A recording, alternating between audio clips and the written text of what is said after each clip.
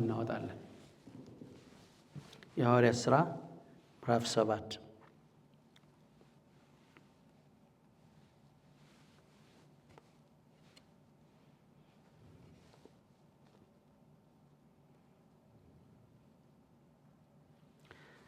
እስጢፋኖስ ነው።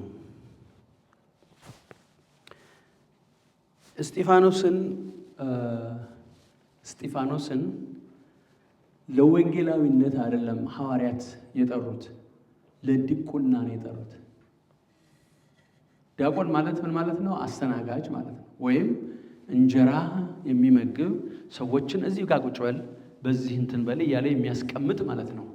ነገር ግን እዚህ ላይ እንመለከታለን። ምዕራፍ 6 ላይ ብዙ ተናግሯል። ምዕራፍ 7 ላይ ግን አንድ ነገር አለ። እርሱም እንዲህ አለ፣ በኢየሱስ ክርስቶስ ስም አነበዋለሁ። እርሱም እንዲህ አለ፣ ወንድሞችና አባቶች ሆይ ስሙ። የክብር አምላክ ለአባታችን ለአብርሃም በካራን ሳይቀመጥ ገና በሁለቱ ወንዝ መካከል ሳለ ታየ። እስኪ ታየ በሉ እስኪ ታየ። I read in English. And he said, who? Stephen said, hear me, brethren and fathers. The God of glory appeared to our father Abraham when he was in Mesopotamia, before he lived in Haran. ታያላችሁ። በጣም የሚገርመው ነገር ልንገራችሁ። ይህን ቃል ከትናንት ወዲያ እያነበብኩት ደነገጥኩ። ምንድነው? ለምንድን ደነገጥ? አብርሃምን እግዚአብሔር በህልም ተናገረው ነው የምናውቀው አይደል? ሁላችንም የምናውቀው በህልም እንደተናገረው ነው አይደል? በቃ በህልም ነው የተናገረው። ኖ እዚህ ላይ መጽሐፍ ተመልከቱ። እስጢፋኖስ ምንድነው የሚለው? እግዚአብሔር ምን አለለት? ተገለጸለት። አብርሃም ይህን ያህል ፈተና ሲያልፍ፣ ይህን ያህል መከራ በህይወቱ ሲፈራረቅ፣ ወይም ደግሞ ይህን ያህል ድሌይ ሲገጥመው ምንድነው ያን ጽናት የሰጠው? ለአብርሃም ጽናት የሰጠው እንዲቆም ያደረገው፣ አሜን፣ እግዚአብሔርን እንዲያምነው ያደረገው ነገር ምንድነው ብትሉ God appeared to him። እግዚአብሔር ተገልጾለታል። እዚህ በፊት በጣም ብዙ ጊዜ ተነጋግረናል። በጣም ብዙ ጊዜ ስለ ኢንካውንተር ተነጋግረናል። ልንገራችሁ፣ እግዚአብሔር ካልተገለጸለት አንድ ሰው በምድር ላይ ለውጥ ሊያመጣ አይችልም። ዋይ? ለካ አብርሃም እግዚአብሔር ራሱ ተገልጾ ነው እኔ ወደ ማሳይህ ምድር ምን አበላለሁ ሂድ። እንዴት ይሄዳል ታዲያ እንደዛ ካልሆነ? God himself appeared to him, to who? To Abraham, our father. God himself appeared to him. Means it's not explained, but clearly you see God, him physically, he saw him. Maybe in the form of human being, maybe in the form of angel, but he saw God. That's what he says. When you read Genesis chapter 12, it doesn't say God appeared to him. Genesis ሁላችንም ዘፍጥረት ምዕራፍ 12 እናወጣለን። አማቶክሮስ ሳላባ ሪላባ ሳክራማንዶባ ዘፍጥረት ምዕራፍ 12 ዘፍጥረት ምዕራፍ 12 ሁልጊዜ የምናነበው እሱን ነው፣ ስለ አብርሃም። እግዚአብሔርም አብርሃምን አለው፣ አይናገርም። በምን አለው? በህልም ነው ያለው? በራእይ ነው ያለው? it doesn't say. እግዚአብሔርም አብርሃምን አለው፣ ከሀገር ከዘመዶች ከአባት ቤት ተለይተህ እኔ ወደ ማሳይ ምድር ምን በል ውጣ። ግን እስጢፋኖስ ሲነግረን በመንፈስ ቅዱስ ተገለጠለትና ምን አለ? አብርሃም አባታችን እግዚአብሔርን ምን አለው? አየው። ሃሌሉያ! እግዚአብሔርን አየው፣ ተገለጸለት። He appeared to him. God appeared to Abraham and he gave him an instruction where to go, what to do. Hallelujah! And he obeyed him. Why? Because God appeared to him. God revealed himself to who? To our father Abraham. It's not only Abraham. አልተጻፈም።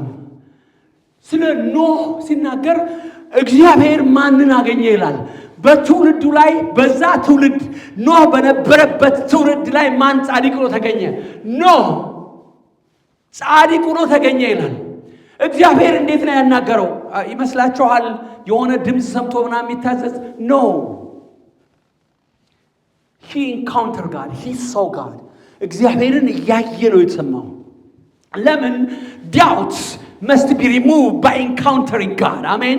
ጥርጥርን የሚያስወግድ እግዚአብሔርን ያየን ሰው ምንም ሊመልሰው አይችልም። እነግራችኋለሁ። አይደለምና እግዚአብሔርን ያየ ሰው እግዚአብሔርን በመንፈስ ቅዱስ እንኳን ኢንካውንተር ካደረገ መንፈስ ቅዱስ ከነካው ከተዳሰሰ ወደ ኋላ አይልም። ከጥማት ላይ ጥማት ይጨምርበታል። ምንም ነገር ሊያስቆመው አይችልም። ሃሌሉያ። ሚሊዮን ሰው ቢሰበሰብ የምታመልከው ትክክል አይደለም ቢለው አይቆምም። ለምን? አብርሃም፣ ኖህ፣ ሄኖክ እግዚአብሔር ጋር አካሄድ ምን ነው? ሄኖክ አካሄዱን ከእግዚአብሔር ጋር ምን አለ አደረገ። ከዛ እግዚአብሔር ወስዶታልና አልተገኘም። how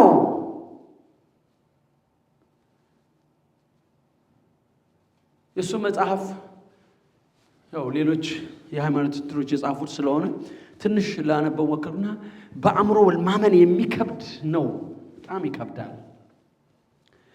በጣም ይከብዳል። ግን ብዙ እውነቶች አሉት። አሜን። ብዙ እውነቶች አሉት። ወደ ሙሴ ስንመጣ ሙሴ በቁጥቋጦው እግዚአብሔር ምን አለለት? ተገለጸለት። ቁጥቋጦው ይቃጠላል። አቴንሽኑን ወሰደው። አቴንሽኑን ለማያዝ ቁጥቋጦ ነው ያየው። ቁጥቋጦው ነው ሲቃጠል ያየው። ማለት የሚንበለበል ነገር ከዛ ቁጥቋጦ ይወጣል። ነገር ግን ኮንሱምድ እየተደረገ አይደለም። ቁጥቋጦው እየተቃጠለ አይደለም። it was not consumed by the fire but it looked like burning. A flame is like burning, flashing. It looked like burning but it was not burning. And he was wondering what's going on. He went to what? Close to that bush, that fire. ከዛ በኋላ ምን መጣ ይላል? ድምጽ መጣ። ጫማህን ከእግር ምን በል አውልቅ። ሊያሸንፈው የቻለው እግዚአብሔር ነው። አሜን። ሊያሸንፈው የቻለው ያ መገለጥ ነው። ከዛ በኋላ ሙሴ የደረሰበትን ሁሉ ነገር እናውቃለን። እግዚአብሔርን ካደው አንገተ ደንዳና ህዝብ፣ አስቸጋሪ ህዝብ በድንጋይ ሊገሉት ሊወግሩት ይፈልጋሉ። ሙሴ እኮ ሴሌብሬት የተደረገው የተከበረው እኮ ሙሴ ከዚህ ምድር ከሄደ በኋላ እኮ ነው። በዘመኑ እኮ he was not respected. They did not respected him, isn't it? They were trying to lead him. His own sister said, "You are not only prophet." His brother said, "You are not only prophet, we also hear from God." But it was not the same. Amen. ራሱ እግዚአብሔር መጣ። ስለዚህ በምድር ላይ አላቅም። አሁን ዛሬ እነግራቸዋለሁ። ኮንፎርሜሽን ስላገኘው ነው የምናገረው። እሷ ምስክር ነች። ኮንፎርሜሽን ስላገኘው ነው የምናገረው። አይወላችሁ እግዚአብሔር ካልተገለጸልን፣ እግዚአብሔር ራሱን ካልገለጸልን እግዚአብሔርን ማገልገል ልናገለግል ይችላል። በጣም በምድር ላይ በጣም ብዙ አገልጋዮች አሉ። የሰማችሁ ነው። በጣም ብዙ ሰዎች አገልጋይ ቤተክርስቲያን አለ። ግን በልዩነት ለማገልገል ግን ኢንካውንተር ያለው ሰው ብቻ ነው የሚያገለግለው። ከገንዘብ ነፃ ሆኖ፣ አሜን፣ ከክብር ነፃ ሆኖ፣ ከኃጢአት ነፃ ሆኖ፣ ከዚህ ዓለም ግሳንግስ ነፃ ሆኖ ለእግዚአብሔር ብቻ የሚኖር ሰው የሚሆነው እግዚአብሔር ክብር የተገለጸለት ሰው ነው። ጳውሎስ ምንድነው የሚለው? እኔ እኮ መብት አለኝ ይላል። እንደነ ጴጥሮስ ሚስት ይዞ መዞር። የሰማችሁ ነው። ደሞዝ እየሰራው እኔ ማለት ያ የሚያብራየው ወንበር ያፉን አትሰራው ይላል። እኔ መብት አለኝ። ምን አለኝ? መብት አለኝ። ምንድነው? ከዚህ ከማገለግለው ከወንጌል የሚገኘውን ነገር መጠቀም እችላለሁ። ግን አለ ኖ እንደዛ ከሆነ ለአገልግሎቴ ደሞዝ እየተከፈለኝ ነው አለ። ያለ ደሞዝ ግን ባገለግል ሃሌሉያ ለኔ የተሻለ ነው አለ። አሜን አሜን። ያለ ደሞዝ ግን ምን ብል ባገለግል። ግን ጳውሎስ የገጠመው ነገር ምንድነው?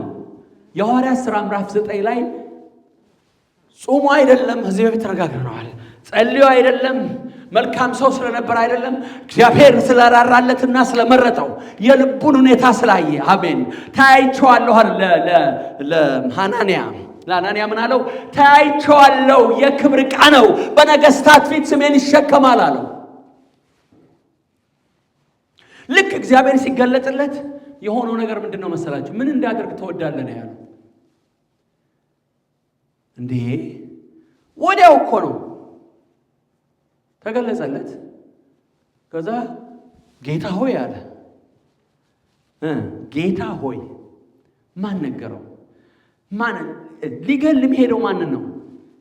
ቅዱሳኑን የኢየሱስን አማኞች ልጆቹን ሊገል ይሄደ። ግን ከብርሃኑ የተነሳ አንድ ጊዜ በህይወቱ ውስጥ ምን የሆነ ልክ እንደ ታላቅ ተራራን ሁሉ የሚያበራ አይታችኋል። አንዳንድ በጣም ትልልቅ እንትኖች አሉ ስታዲየም ላይ እንደሚበራ፣ እንደሱ አይደለም። just to explain ትልቅ የሆነ ብርሃን በውስጡ በራ።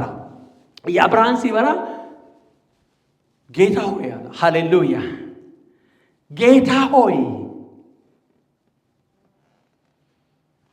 ምናፍቃን ናችሁ እናንተ እያለ እኮ እነ ጴጥሮስን እነ ዮሐንስን ሲያሳድ የነበረው ከፈሪሳውያን ከሰዱቃውያን ደብዳቤ ተቀብሎ ቅዱሳኑን ሊገል ይሄደ እንዴት እሱን ጌታ ሆይ ይለዋል?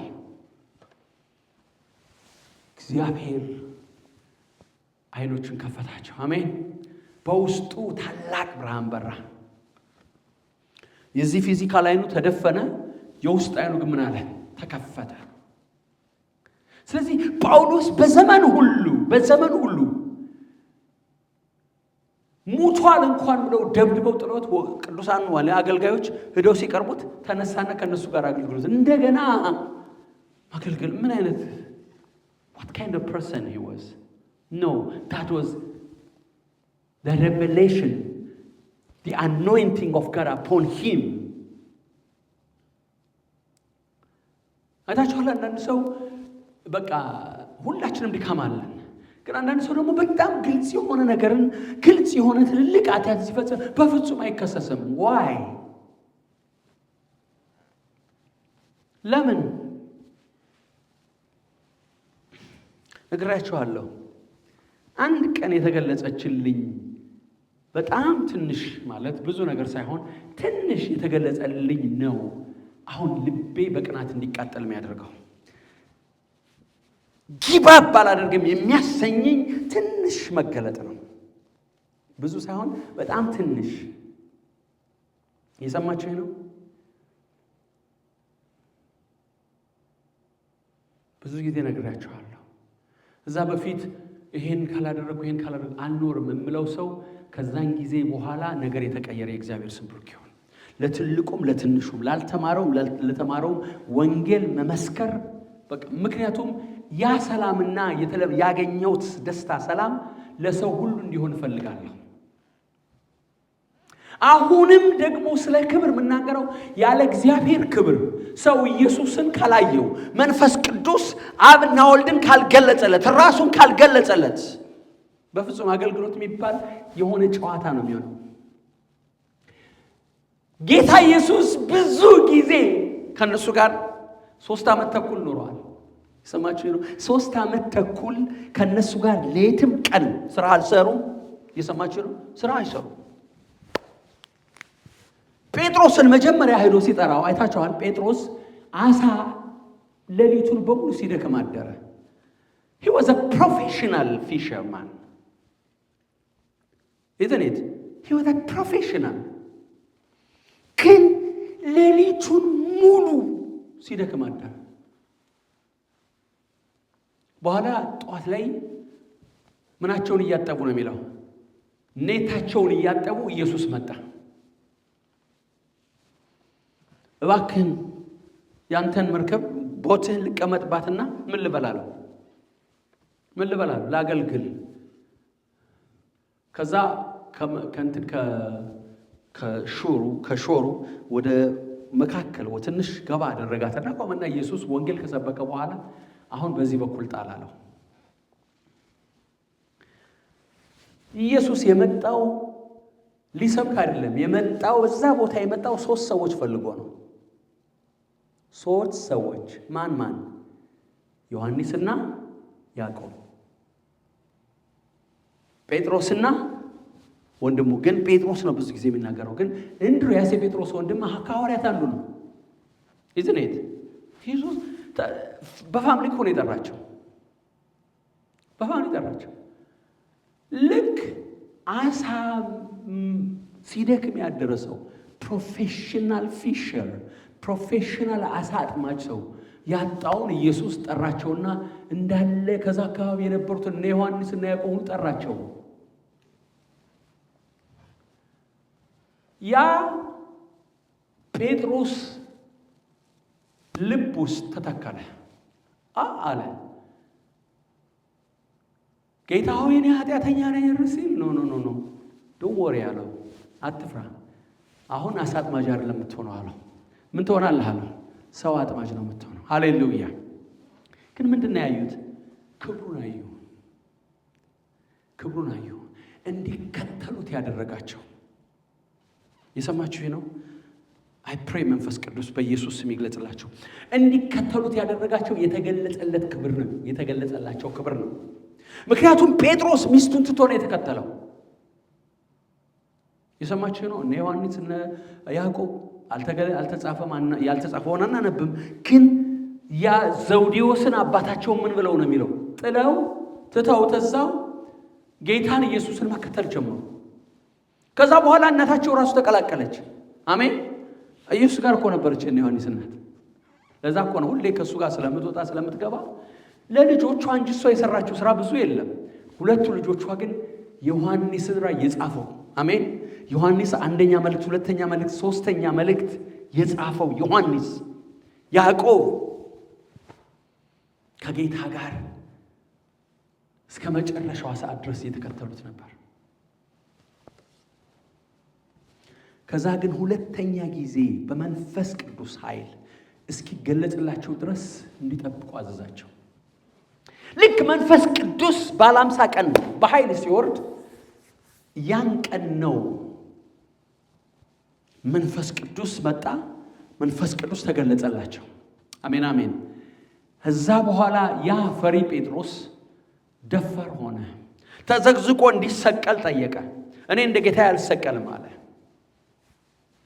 ማንም ሰው ሊያደርገው እኮ አይችልም። የሰማችሁ ነው። ማንም ሰው ማድረግ አይችልም። What makes them strong is the revelation. ኢየሱስ በዛ ተራራ ላይ ተገለጠላቸው። ጌታ ሆይ አለ።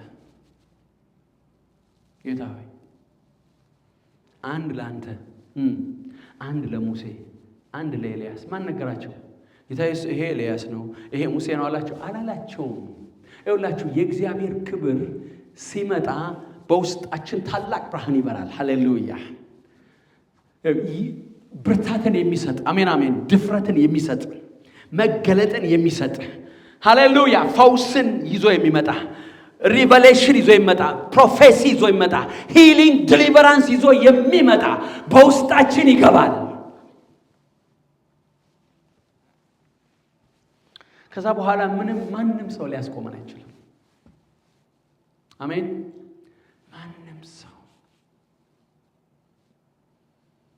ማንም ሰው ኤርሚያስ የተወለደበትን ቀን ይረግማል፣ ብዙ ነገር ይላል። ግን እስከ መጨረሻው ድረስ በነገስታት ፊት ቆሞ እንዳትናገሩታል። የጻፈውን ቀደው ይጥሉታል። ግን እግዚአብሔርን እያየ ነው የሚንቀሳቀሰው። አሜን። ይሰማል፣ ያያል። ይመስላችኋል ኢዮብ ዝም ብሎ የታገሰ ነው?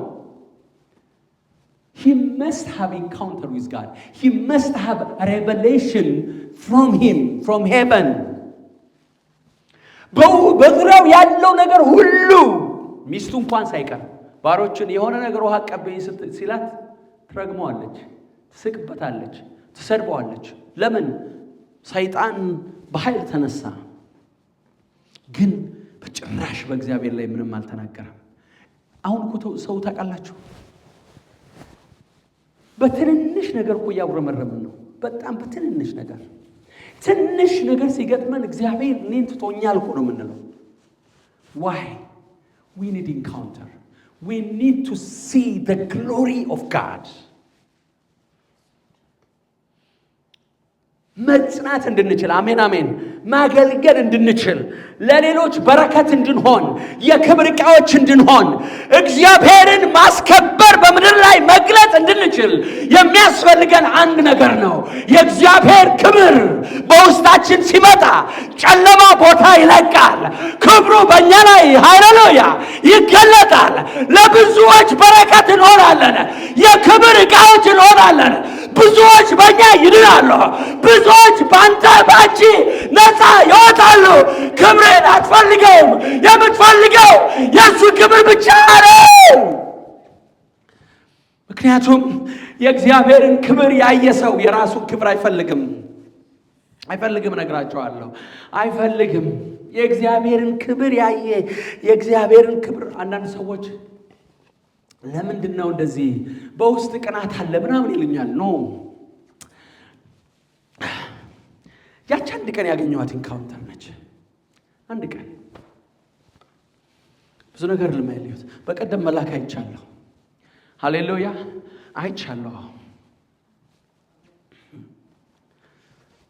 አይቻለሁ። ገና ወደ ክብር ገባለሁ፣ እናንተም ትገባላችሁ። ብቻ do not give up። አሜን አሜን። በፍጹም እግዚአብሔር ለሚጠብቁት ግን ይጎላችሁ ዋጋ እየከፈል ነው የምንቆመው። we pay price. Without price there is nothing. what I mean price? አብርሃምን ሁሉን ትተህ አባትህን፣ እናትህን፣ የተወለድክበትን ሀገር ሁሉ ጥለህ ምን በላ ነው ውጣ። የት ነው የምሄደው ሲለው እኔ ወደ ማሳይ። ቆይ እስኪ ወደ ከናን የወጣው አብርሃም ነው አባቱ ነው? አባቱ እኮ ነው የወጣው። ወደ ከናን ሊሄድ ተነሳ፣ ግን በካራን ሞተ ይላል። የአብርሃም አባት ታራ በካራን ነው የሞተው። ልክ 11 ላይ ሞተ ይልና 12 ላይ ምን ይላል? እግዚአብሔር እኔ ወደ ማሳይ ምድር ምን በላለሁ ለአብርሃም ውጣ አለው። ያሁሉ ቻሌንጅ ሲያልፍ ያቆመው እግዚአብሔር ተገልጾለታል። ለኔና ለናንተ ዛሬ ለምድር ሁሉ በረከት የሆነው አብርሃም እግዚአብሔር ተገልጾለታል። በህልምና በራእይ ብቻ አይደለም የሚናገረው። ኖ you can read። እስጢፋኖስ አብራራው። እስኪ በትግርኛ ነው። እስጢፋኖስ ገለጸው። ምን ብሎ? እግዚአብሔር ታየ ነው የሚለው። በአማርኛው ታየው ይላል። አንበቢው እስኪ።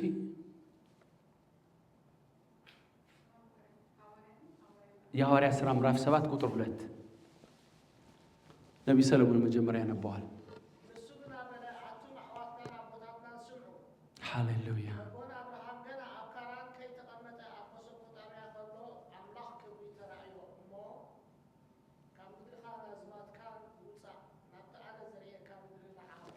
እስኪ እንደገና አንብበው።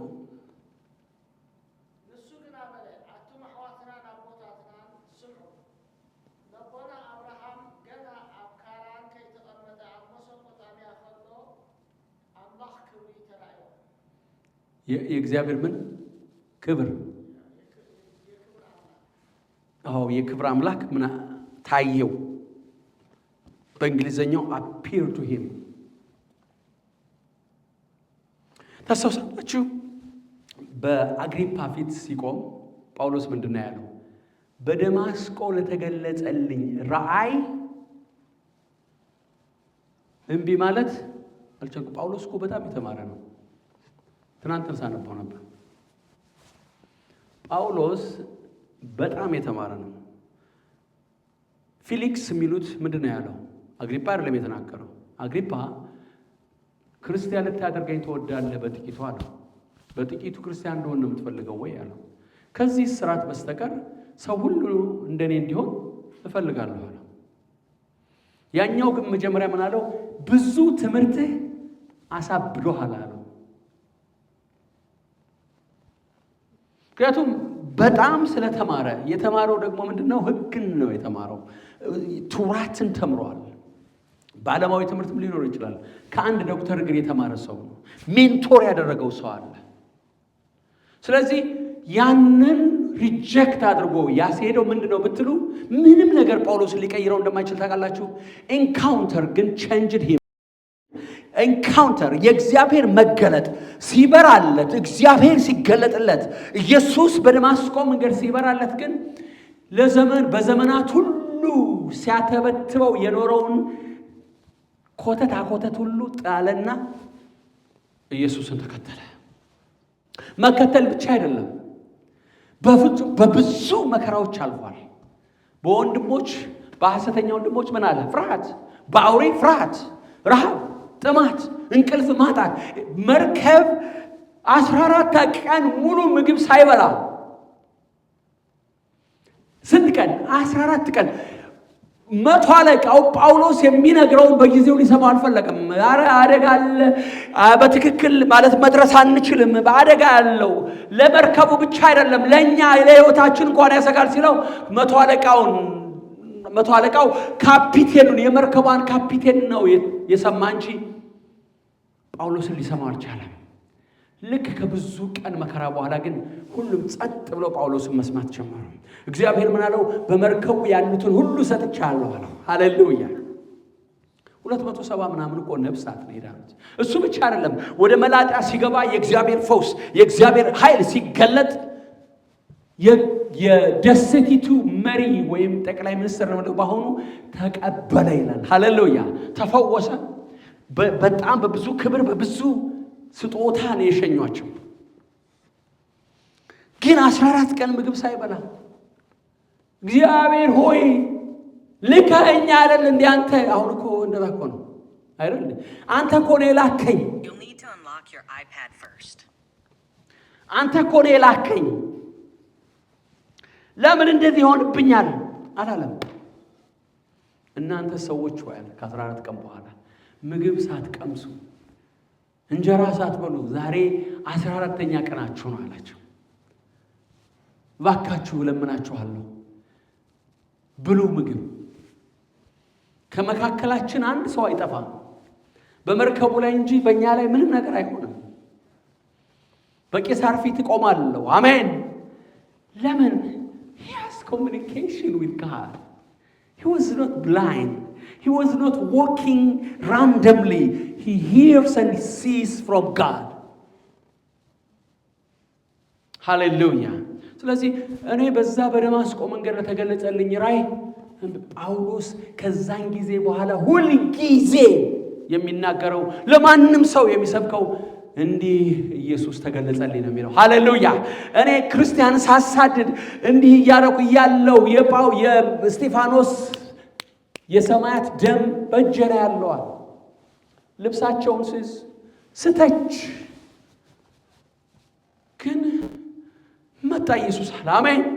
መጣ። ሃሌሉያ። ክብር አገኘው። ከዛ እሱ ራሱ መሳደድ ጀመረ። ዛሬኛ የምንሰብከውን ወንጌል ከሐዋርያት ሥራ ጀምሮ እስከ የመጨረሻው መልእክት ማን ነው? የዕብራውያን መልእክት ሁሉ በጳውሎስ ነው የጻፈው። አንዳንድ ሰዎች ጳውሎስ ነው የጻፈው። እርግጠኛ ሆኜ እነግራቸዋለሁ። ምክንያቱም በሮሜ ሆኖ የጻፈው መልእክት ነው። የሮሜ ሰዎች ሰላም ይሏቸዋል ይላል። የሮሜ ሰዎች ሰላም ይሏቸዋል። መልእክቱ ስታዩት በሐዋርያው ጳውሎስ ነው የጻፈው። ይህን ሁሉ የጻፈው ምንድነው የጻፈው? ከጌታ ጋር ከነበሩት የበለጠ ነገር ያደረገው ምንድነው? በቃ የሱን አጣጫ የሚቀይር ግሎሪ ነው ያገኘው። አሜን ሃሌሉያ። ዛሬም ያገኘን በኢየሱስ ስም፣ ዛሬም ያገኘን በኢየሱስ ስም፣ ዛሬም ያገኘን በኢየሱስ ስም። ድንገት ይመጣል ጌታ። አሜን። ብቻ ግን ታውቃላችሁ ዋጋ መክፈል ያስፈልገናል። ዋጋ መክፈል ያስፈልገናል። we have to be devoted to God። በቃ የፈለገ ነገር ቢሆን ዋጋ ለመክፈል መዘጋጀት። አሜን። በቃ ጳውሎስ ውጣ ሲለው ወጣ። ተወው ይሄን ነገር ሲለው አብርሃም ወጣ። ኖህ አዘጋጅ ሲለው መርከብ ከጎርፈ እንጨት ስራ ሲለው ምንም ነገር በሌለበት ለ120 ዓመት መርከብ ይሰራ ነበር። እግዚአብሔር ለኤልያስ ሂድ ወደዚህ ቦታ እነዚህን ሰዎች ቀባልኝ ሲለው 40 ቀን 40 ሌሊት ነው የተጓዘው ወደ ሞሪያ ተራራ። 40 ቀን 40 ሌሊት። ሃሌሉያ። 40 ቀን 40 ሌሊት ምግብ እኮ አልበላም። ያኔ በቁራ የበላው ምግብ ነው ቁራ እያመጣለት ወይም ደግሞ ከሴቷ ከዛች ሸራብታ ሴት ተለየ ሄደ። በቃ ማነው ኤልያስ አራአመን ነው የባዓል ነቢያትን ካሳረደ በኋላ። ስለዚህ ምን ያህል ዋጋ እንደከፈለ ተመልከቱ። ዛሬም እኛ በተለየ ሁኔታ ዋጋ የሚያስከፍለን ነገር ይኖራል። ነገር ግን ሁሉ ጊዜ ክብሩን መጠማት አለብን። አሜን። ምንም ነገር ሊያስቆመን የሚችል ጊቭ አፕ ሊያደርገን የሚችል ነገር ሲመጣ ሪመምበር እግዚአብሔር ጸንተው የሚጠብቁትን ይገናኛቸዋል። ስምዖንን አግኝቶታል? አላገኘውም። ሐናን አግኝቷታል? አላገኛትም። ሃሌሉያ። ሲጠብቁት የነበረውን የእግዚአብሔርን መጽናናት ሲጠብቁ የነበሩትን አግኝቷቸዋል። የእግዚአብሔር ስም ብሩክ ይሁን። እነዛ ቆነጃጅት 5 ቆነጃጅት ሲጠብቁ ነበር። ዘይታቸውን ሞልተው እየጠበቁት ነበር። ሙሽራውን ሲመጣ እነዛን 5ቱን ይዞ ነው የገባው። ሃሌሉያ። እንቅልፍ የሚልበት ጊዜ ነበር። ስለዚህ ተስፋ አንቆርጥም። አሜን። የእግዚአብሔር ስም ብሩክ ይሁን። ስለዚህ እግዚአብሔር ራሱን ይገልጽልናል። ሃሌሉያ። እንጸልያለን።